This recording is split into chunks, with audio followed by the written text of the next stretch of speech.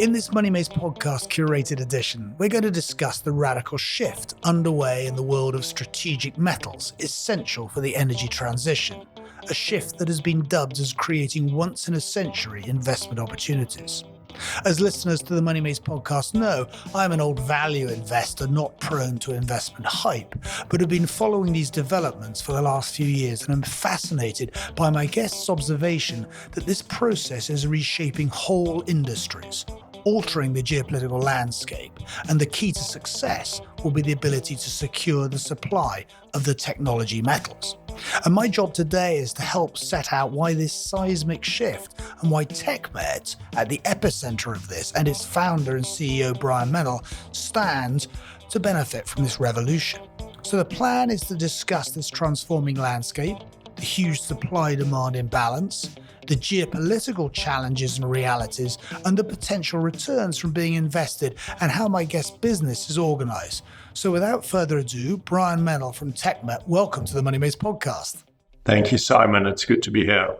So I know you're widely quoted, on the FT and Bloomberg and industry events on this topic, but just allow me to look back for a second. And doing some research ahead of our conversation today, I actually realized that it was your grandfather who had founded the Anglo-Val Group. So is it true you kind of really grew up as part of a mining dynasty? I did. My family's been involved in mining and industry in Southern Africa since the 1930s. So it was very much a part of my upbringing in my life and has been, the focus of my entire working life and career has been mining and metals. So just sort of frame that journey before we get on to TechMet, because after university, did you head straight into the mining industry?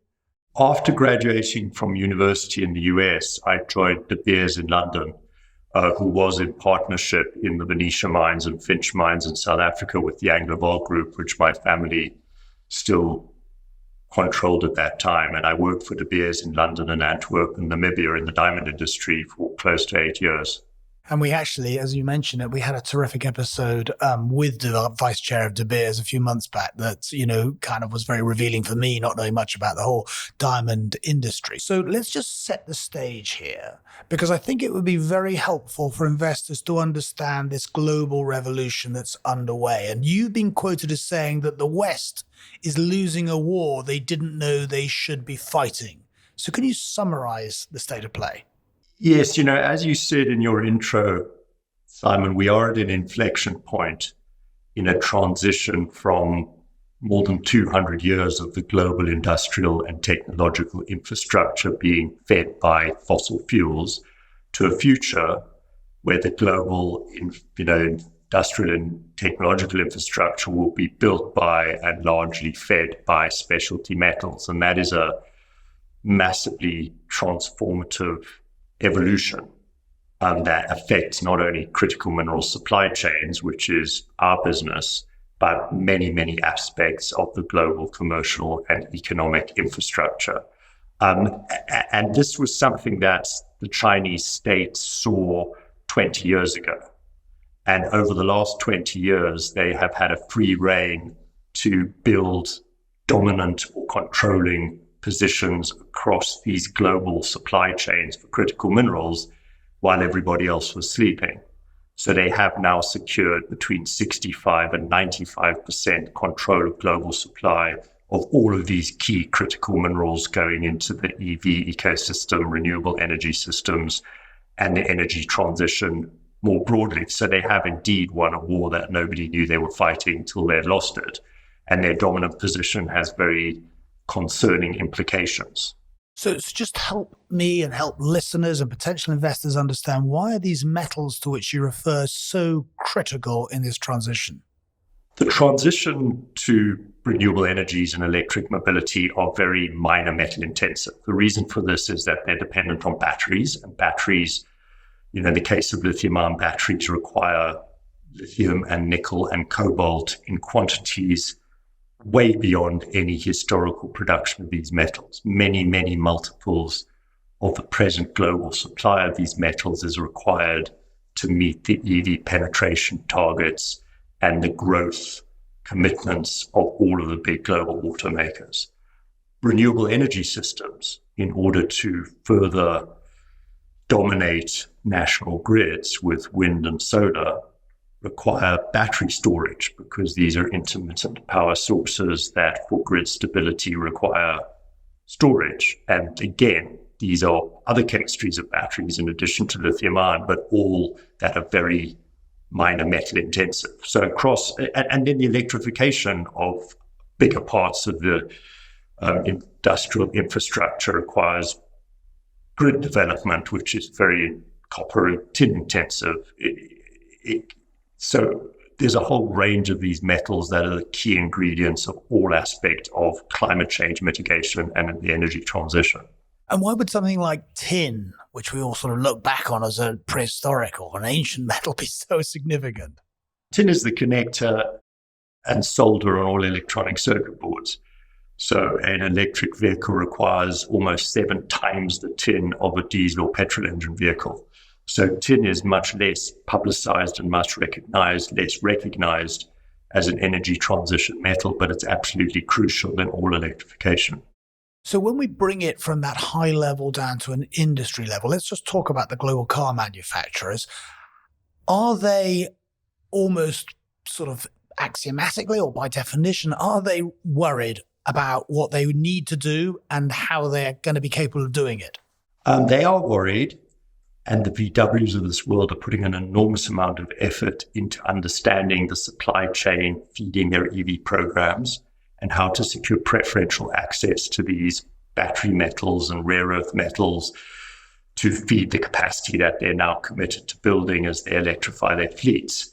But I think their concern needs to turn to panic, because they're still 5 years behind where they need to be with regard to their supply chains. And there's a very real risk of them waking up in 5 years' time and only being able to utilize half or 2/3 of the capacity they're building, because they just simply cannot get the units of nickel and lithium and cobalt and rare earth metals to feed their capacity, even if they want to be beholden to China, because China increasingly are not going to be able to supply their own industrial demand, because the scale up of demand as the exponential growth in these technologies continues to accelerate is undeliverable by our industry. I mean, the markets and our industry have failed the world.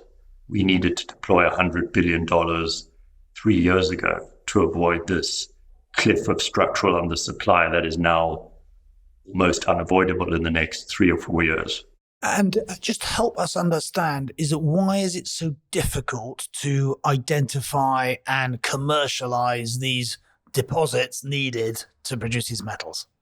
Mining is not only a capital-intensive business, but it's a very time-intensive business. On average, it takes, I think, 14 years to take a resource that has been identified through to development and production. And that contrasts with the 2 or 3 years it takes to build a new battery gigafactory. So there's a mismatch, which is going to result in ongoing structural short supply over the next 10, 15 years, as opposed to a 2 or 3 year market inefficiency that's remediable. So this is really a 20-year dislocation that, on the one hand, creates massive value creation opportunities for TechMet, because these metal prices are going to have to go up much further and stay up much longer to incentivize growth and supply to balance out this exponential growth and demand, which is unstoppable. But it's a massive problem for the world, because we needed to do this 5 years ago. And I'm going to ask the sort of the uneducated question, which is really, is there no obvious substitution? Battery chemistries and battery technologies are continuing to evolve. And to some extent, this evolution will be driven by availability and pricing of metals that go into manufacturing batteries. So the markets will help to bridge this gap, or technology and innovation will help to bridge this gap. However, because of the long lead times in the development, commercialization, and testing and safety certification of new battery chemistries and technologies that are going to sit under a family traveling at speed at high temperature, there's a 12 to 15 year window of roughly the present chemistry and configuration of lithium-ion batteries being the dominant power source for electric vehicles. There might be more LFP relative to NMC, and solid-state batteries might start to play a significant role, but they require all of the same metals. So it doesn't really mitigate this massive short supply issue for critical minerals. Okay, so that brings us squarely to TechMet. You founded in 2017. And so as we talk about your company, what was the genesis? Where was that idea born? It came out of a growing realization in 2017 on my part that all of these key metals, building climate change mitigating technologies, demand for which had to accelerate as the energy transition progressed, were in structural short supply and were controlled by Chinese supply chains. And therefore, on the one hand, our industry needed to utterly transform itself, and does need to utterly transform itself in terms of volumes. Our industry needs to transform itself in terms of playing a constructive and responsible role in two ways. One, in balancing China's dominant position from a geopolitical perspective and from the perspective of European and US national security and industrial competitiveness, and jobs and economic growth and everything else that stems from that. And on the other hand, transform itself from an ESG standards, environmental impact, social impact, governance, transparency, and carbon footprint perspective in order to responsibly feed this clean, sustainable world that we want the energy transition to result in. So all of those factors resulted in me selling or spinning off everything else that I was previously doing in order to focus exclusively on TechMet from a point of view of personal investment, exposure, and obviously time, commitment, and effort for the remainder of my career. Because as I mentioned, this is a 20-year dislocation, not a 2 or 3 year market inefficiency. And a recognition of the fact that this mission was and remains to a large extent radically undertraded. It's remarkable given the obviousness of this market need, market opportunity, that there are not 50 TechMets yesterday, and the world needs 50 TechMets yesterday. And it's still much less competitive than it should be. The Chinese are everywhere and are very formidable competitors who've achieved a lot. There are a lot of junior and mid-tier listed companies that are in many instances badly funded and particularly now badly funded in weak equity markets and badly run, who are in our metals and in our space. The big miners aren't generally in our metals.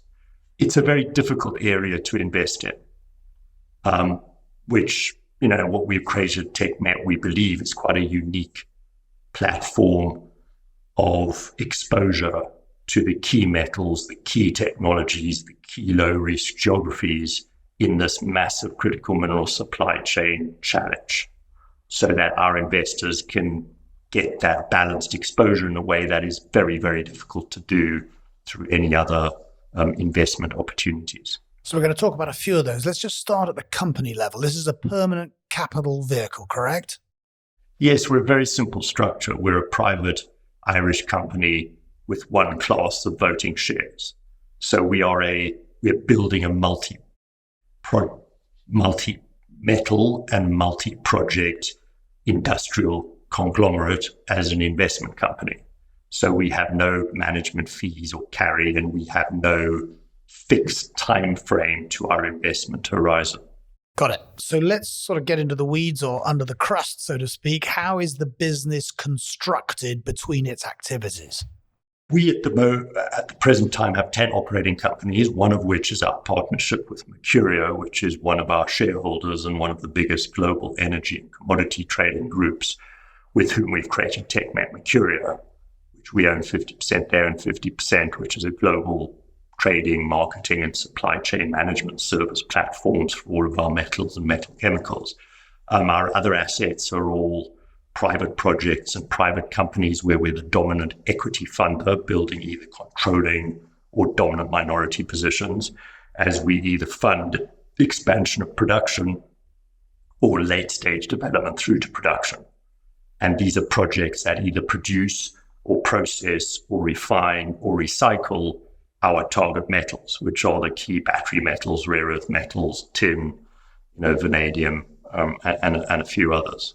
And of course, one of the problems about the mining world is often having to operate in inhospitable geographies. As I looked at your materials, I sort of got the strong sense that, in fact, when we think about geographic diversification, you're operating in a lot of very developed countries. So can you maybe just give us a sense of that diversification, both of geographies and of the commodities? No, we have chosen to invest in projects in low-risk jurisdictions and jurisdictions where we as a team have a long history of engagement. So we have networks, relationships, we have direct intelligence and ability to assess and manage risk. So we're heavily weighted towards the US, where 4 of our 10 operating companies are, or where almost half of our value is.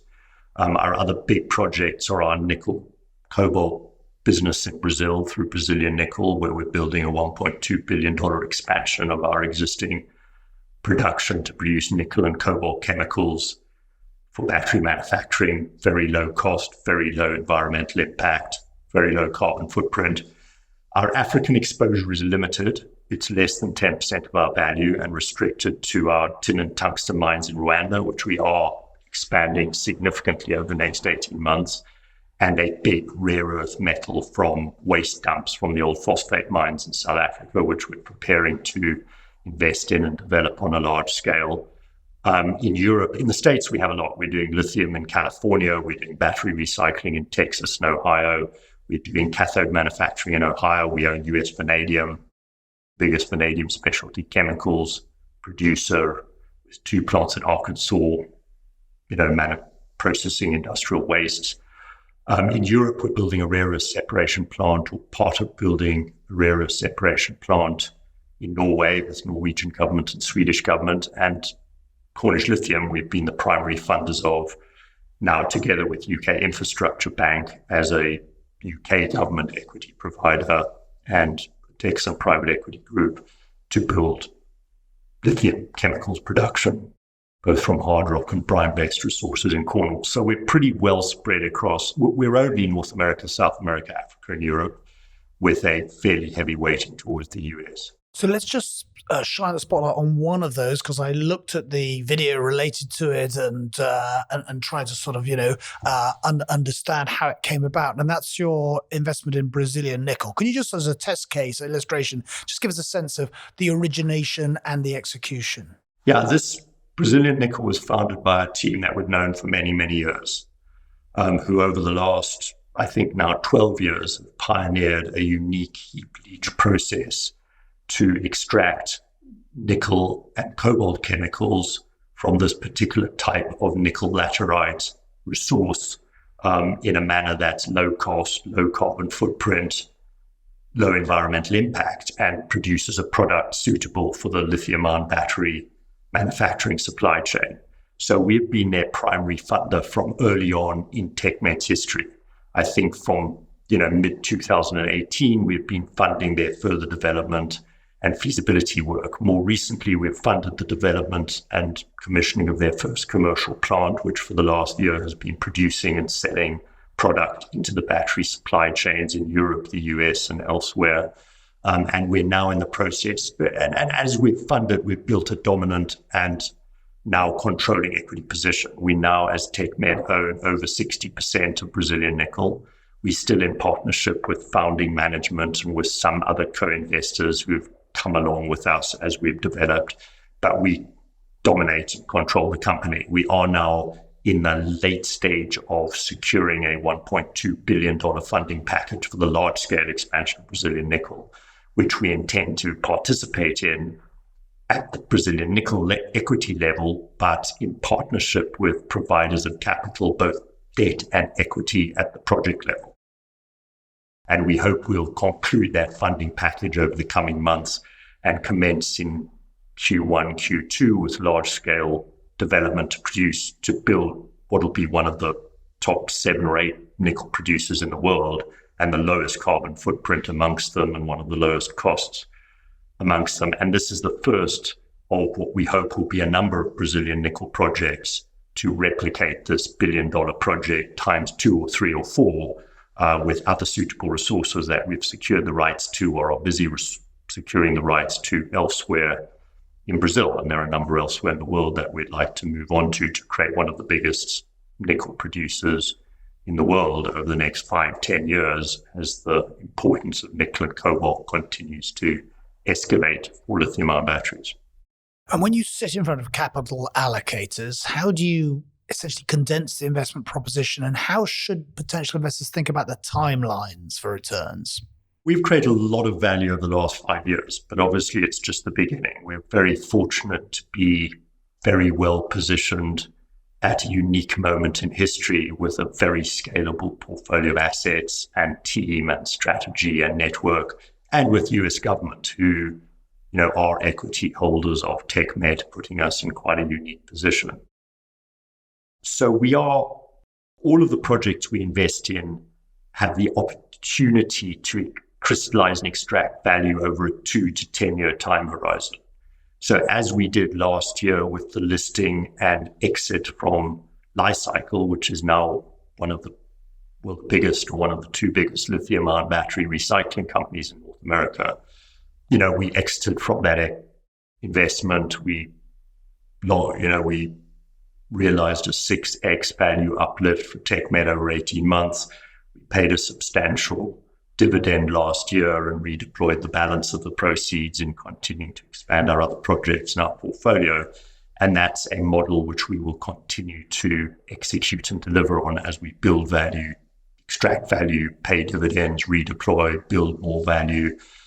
So we don't preclude the possibility of a sale or a listing of TechMet at the TechMet level over the next 3, 4, 5 years.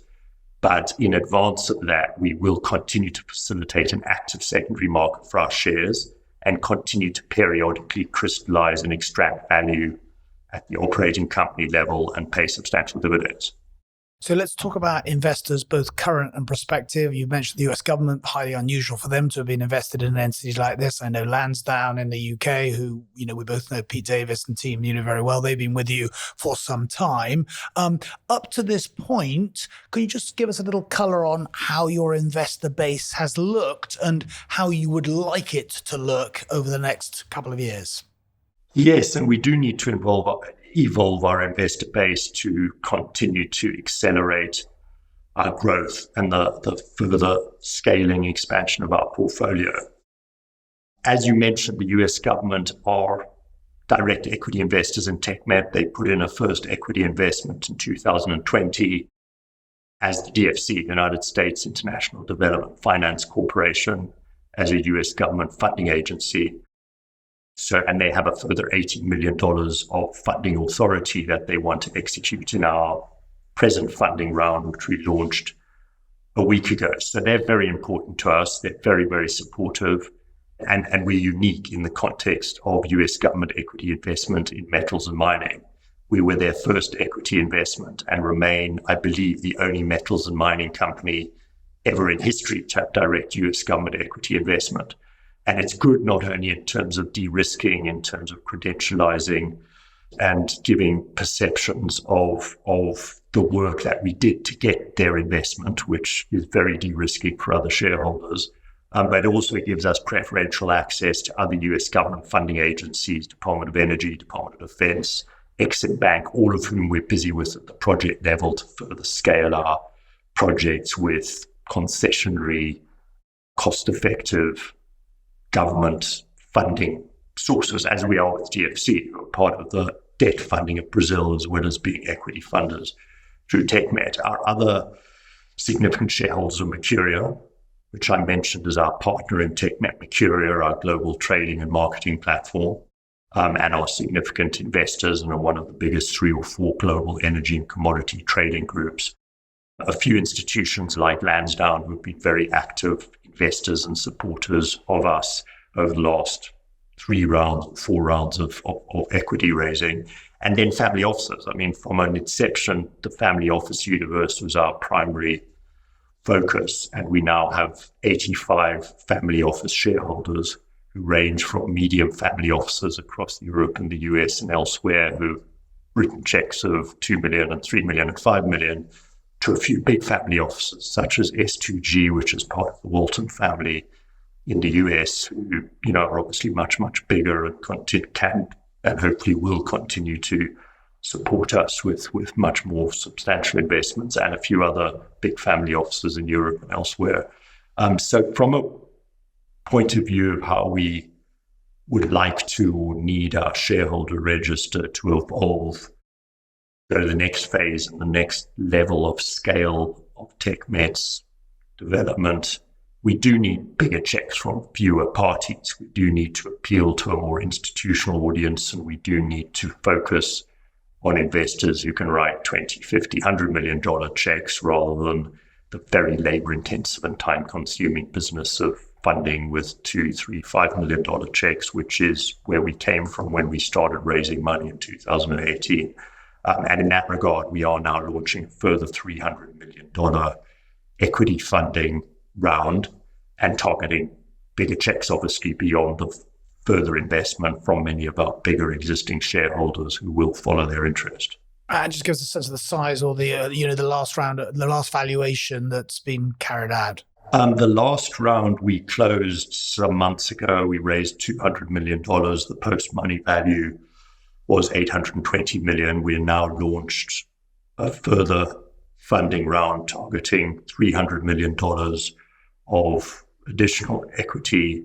And the pre-money valuation of that is just short of $1 billion, which, as has been the case over the last 5 rounds of equity funding, we think is very modest and conservative, and therefore we're very confident that that value level is one we can add very considerably to over the next 1 year, 2 year, 3 year, 5 years, and beyond, as we have, at the fairly conservative and modest value levels that we've raised money at over the last 5 years.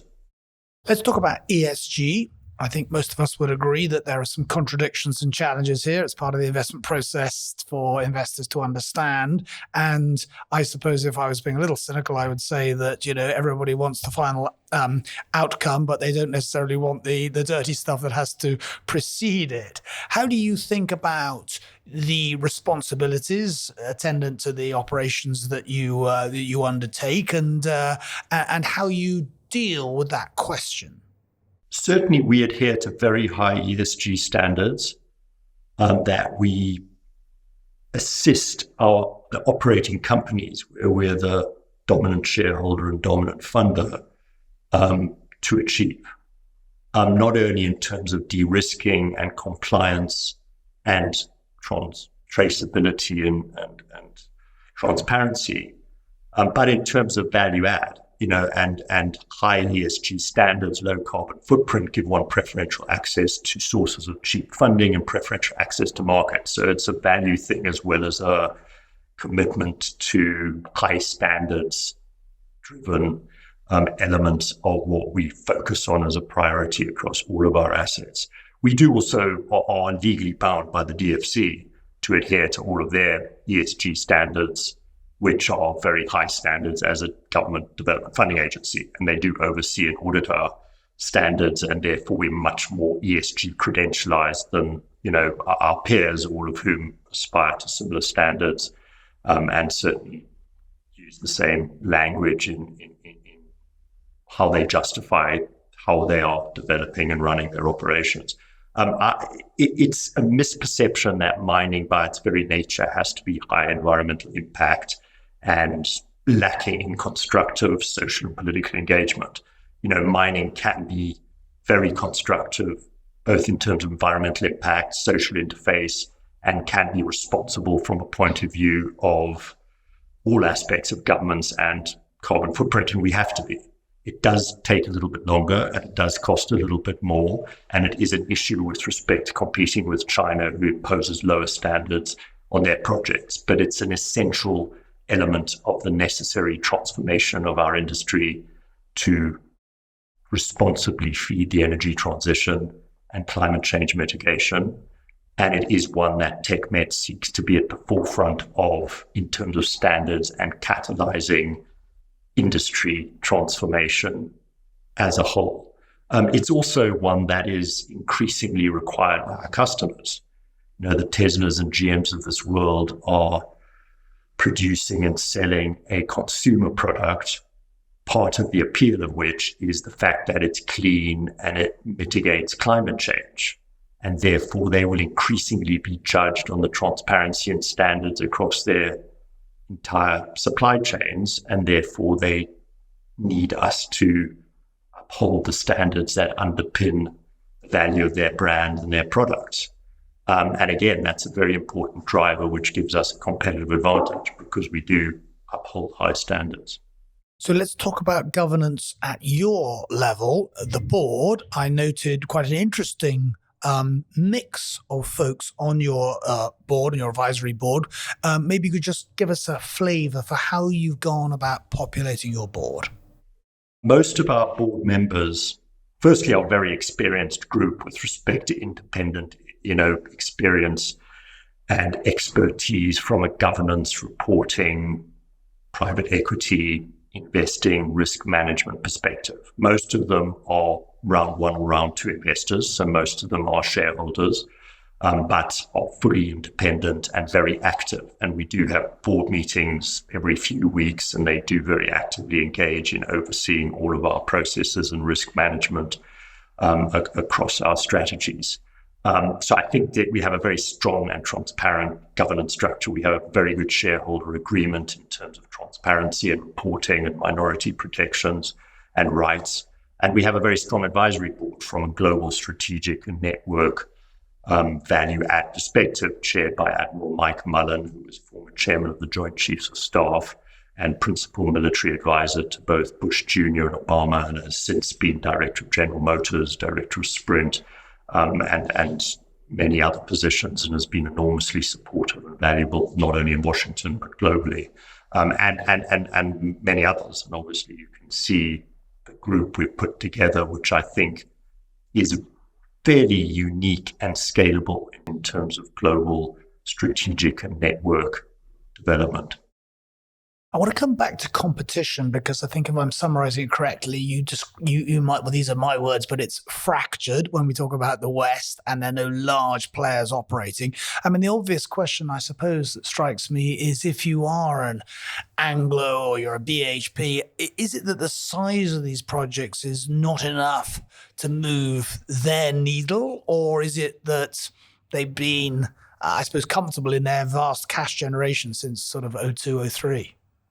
Yeah, there's no question that the big global mining companies are failing the world and failing their shareholders in aggressively engaging in these critical minerals that need to have their supply chains radically scaled and transformed.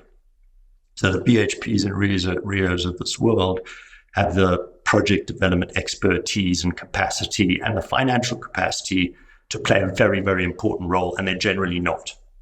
They're generally not in our metals. The reason, as you mentioned, is that historically the scale of projects and markets haven't been adequate to move the dial for them. It's very difficult to deploy $1 billion in rare earths or tin or vanadium or tungsten. You can increasingly in nickel and lithium, and obviously BHP is doing a bit more nickel, and Anglo wants to do a bit more nickel, and Rio is sort of getting into lithium, with their project in Argentina, having unfortunately had to withdraw from their big lithium project in Serbia. So there's movement, and there's a growing recognition on the part of the big miners that they're missing out on the biggest mining boom of the last 100 years, and they need to get back into it. But by their nature, they're bureaucratic and slow and conservative, and are likely to continue to a lot less than they could or should. And that is a big problem for our industry because we are short on capital, we are short on expertise and capacity to do what we need to do to scale production to meet this exponential growth and demand. The big oil companies are starting to look at our space, certainly with respect to lithium brines, which are a natural fit, and direct lithium extraction from both hot and cold brines, and that will again become significant over time. But they're also big, slow, conservative organizations who are unlikely to do as much as quickly as they should in terms of the contribution they could make. Yes. We can't let this conversation go without touching on geopolitics. We have this war raging in Ukraine that will require an enormous rebuild. Question number one is how, when that, and assuming that that will eventually come, will that impact your business in terms of opportunity, rather more than supply? And secondly, given the geopolitical tensions, and I'm thinking here about China versus the US, how do you calibrate those risks, both in terms of supply and demand? Yeah, I think the new Cold War, and it's unfortunate to use that terminology, but we are in a world of structural geopolitical competition between the US and China, and the periodic increases in tension and conflict associated with that competition will be one of the defining factors of the world we live in for many years and decades to come. And that has a big bearing on this space. China has an overwhelmingly dominant position. They'll use that overwhelmingly dominant position with respect to all of these global critical mineral supply chains. They'll use it to advantage their domestic industry relative to those industries in Europe and the States, and they'll use it as a tool and a weapon in any escalation of conflict in this, global geopolitical new Cold War. So it's a massive factor. Ukraine did focus attention on vulnerability of global supply chains. It did focus attention on Chinese access with Russia and other players on the authoritarian autocracy end of the world ideological spectrum in competition with the world that we want to continue to dominate and triumph from a global commercial point of view. So there's a lot of peace in Ukraine will obviously, hopefully, come sooner rather than later and spur a lot of infrastructural redevelopment, which will further drive demand for copper and other metals that are relevant to our space. And Ukraine itself has some very interesting strategic resources that could be part of, could be developed and be part of the supply element of the equation from a Europe perspective. And normalization with Russia would obviously help in that regard. But it is a very complex and problematic global security and geopolitical landscape that we're investing into, which is part of the challenge and obviously part of the opportunity. So I've got two closing questions. How would you both define success and give yourself a pat on the back 5 years hence?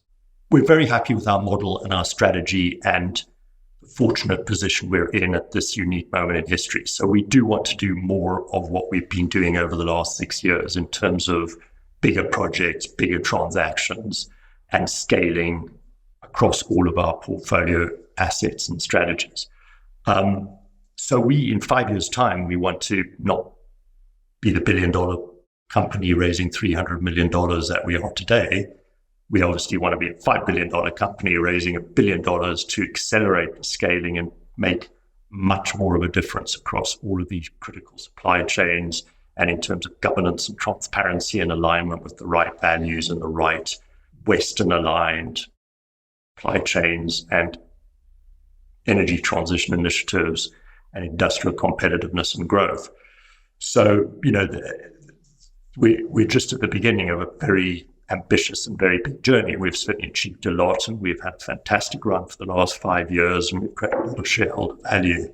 But, we do want to do it many times over the coming 2, 3, 5 years and beyond. And who would you most like to meet to explain your investment case to? We're doing a fairly good job, certainly in Washington, from a government interface point of view, to add value to their growing programs and priority of government engagement in critical mineral supply chain security. So I don't think we need help from a political point of view. We want to do more of that in Europe. We want to do more of that in Japan and Korea and elsewhere. Where we're very lacking as an industry is support of big institutional investors. So I would like to do a better job of educating the BlackRocks of this world to understand that if they're committed to net zero and they're committed to governance and they're committed to energy transition and climate change mitigation, all of which they claim to be, they need to get their head around the fact that the mining and metals industry or critical minerals requires hundreds of billions of dollars of investment. That's not all going to come from government. It has to come from private sector funding sources over the next 2, 5, and 10 years to deliver what they are all in the abstract committed to help to deliver. And they're not. There's still a sense that mining is somehow an ESG and PR liability that is best left to others, namely the Chinese. And that's not good enough, and that has to change. And governments have to help that change, and us as part of the industry has to help that change by convincing these large-scale sources of funding, private sector funding, pension fund funding, that this is not only necessary, but can be clean and responsible and well-governed. Got it. Well, look, Brian, this has been a really insightful conversation. I'm going to take away 4 conclusions. Number 1, the extraordinary shift that is taking place courtesy of the energy transition. Number 2, the huge opportunities, but very high barriers to entry and execution. Number 3, that ironically, as rates have risen and capital has become more scarce, so there is less money going at these opportunities. And if you are well-resourced and armed, the potential returns have become potentially even more attractive. And finally, that your vehicle has established a track record already, and institutional allocators should really be looking at this space. Brian, thanks very much for being here today. Great. Thank you very much, Simon.